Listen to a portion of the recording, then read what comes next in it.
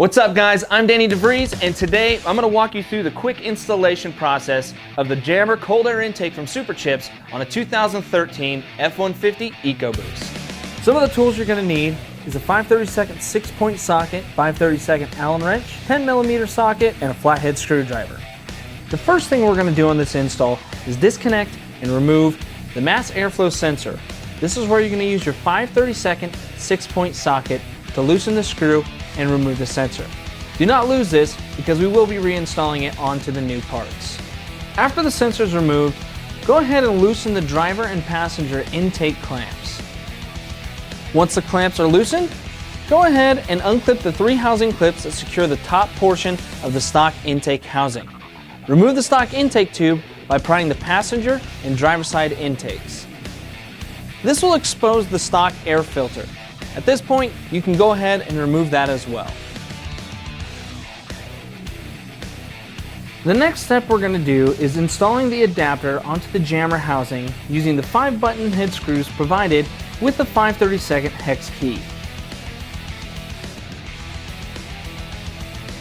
At this time, you can install the seal trim around the housing edges as well as installing the filter.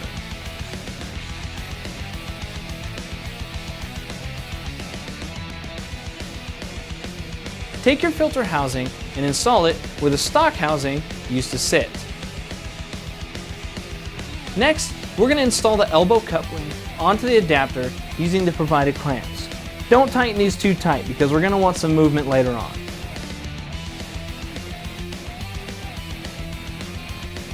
Once the jammer housing is clamped down using the factory clips, now we can go ahead and install the couplings. Install the larger reduction coupling on the driver's side runner. Clamp this down, but do not tighten. Then, install the smaller reduction coupling onto the passenger side runner.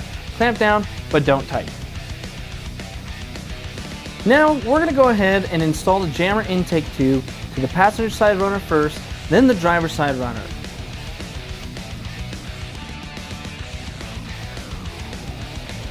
Following by inserting the tube onto the adapter coupling elbow. Once the intake tube is installed, adjust the couplings and the tube for proper alignment and then tighten all the clamps. Now we're going to go ahead and install the MAP sensor into the jammer intake tube using the hex head screw provided with a 10mm socket.